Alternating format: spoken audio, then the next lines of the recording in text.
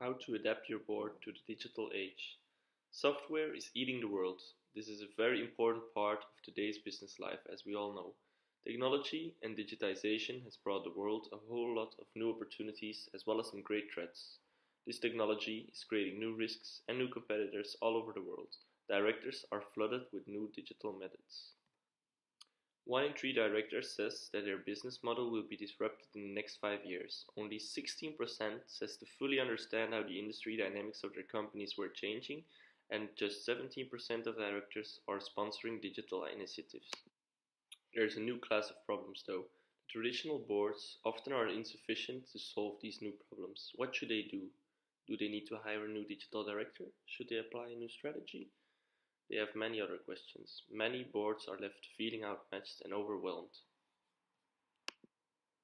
The digital quotient measures an organization's digital maturity across strategy, culture, organization, and digital capabilities that correlate to financial performances. The DQ, which stands for digital quotient, makes it possible to identify weaknesses and strengths to compare them with other companies. To stay relevant, boards must raise their digital quotient. Here are 4 ways to get a board back in the game. The first one is close the inside gap. Understand how digital can upend business models.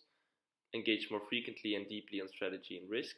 And finally, fine-tune the onboarding and fit of digital directors. So first of all, we have to close the inside gap. Only a few boards have enough combined digital expertise. Only 116 directors on the boards of the Global 300 are digital directors. The solution isn't simple. We can't just recruit 1 or 2 directors with a lot of digital expertise, because there aren't enough of them for every company. Digital expertise is so far-reaching and so complicated these days. For example, think of e-commerce, security, Internet of Things, and big data, that the knowledge needed goes beyond 1 or 2 savvy tech people. Special subcommittees and advisory councils can narrow the inside gap. Today, only 5% of the companies in North America have a technology committee. That number will know a strong growth in the following years. The company and strategy have to undergo a digital transformation. They have to find a way to involve Internet of Things in their products or services, so it could reshape the customer experience.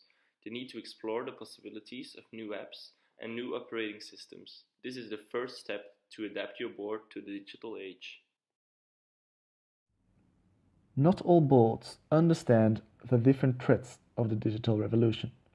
The boards often lack IT knowledge, which makes it hard to realize and understand which parts of the digital revolution threatens the existing business model.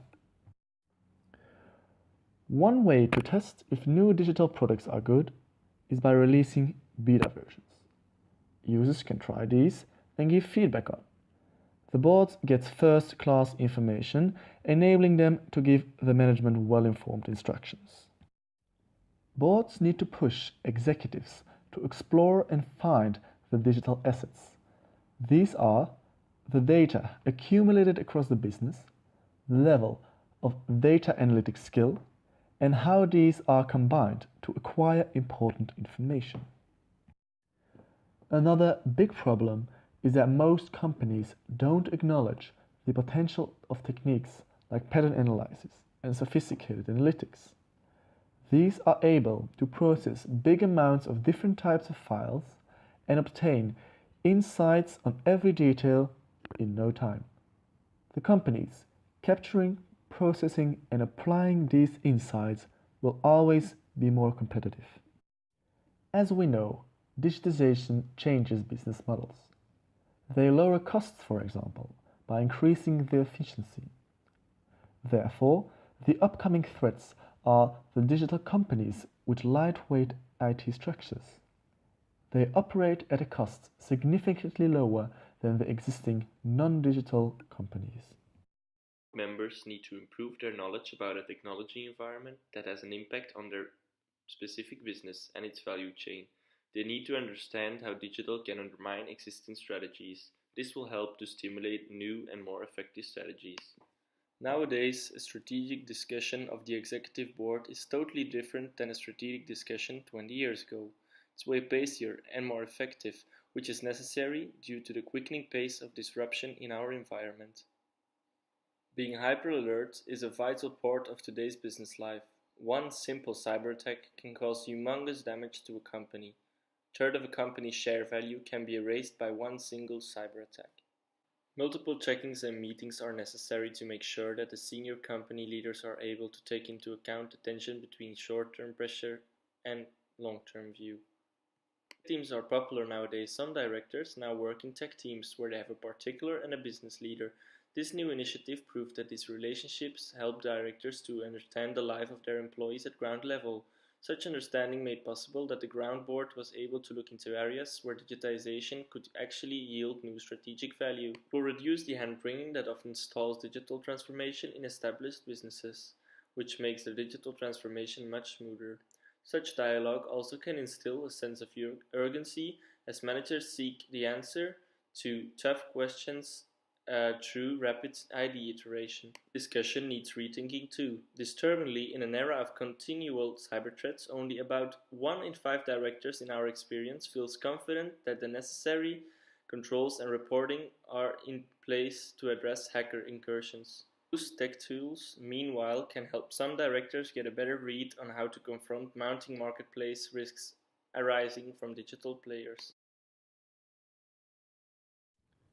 Finding new tech talent is difficult. They are often younger and used to a different organization culture, and above all, they have no or little board experience. Therefore, one has to search beyond skill, look for temperament, and also the willingness to commit time is critical. So companies can headhunt successful CEOs of digital organizations. But these often thrive on chaos and have more of a provocateur role. This strong character rarely pays off in a meeting with other board members. So new digital directors must be able to influence and not dictate change within the board's culture. And even though a promising candidate turns out not to be fit as a director, an advisory role can be assigned. Like this, the expertise remains within the firm. The onboarding process has to bridge the digital traditional gap as well. A welcoming, collaborative approach makes it possible for a new director to be an effective board participant from the start. Organizations have to keep the digital competences of new and existing directors in mind. Will they, for example, fit in new and emerging strategies? Boards need to increase the digital quotient if they want to govern in a way that gets executives thinking beyond today's boundaries. The best boards will learn to meet the executives more frequently, knowledgeably, and persuasively on the issues that matter the most.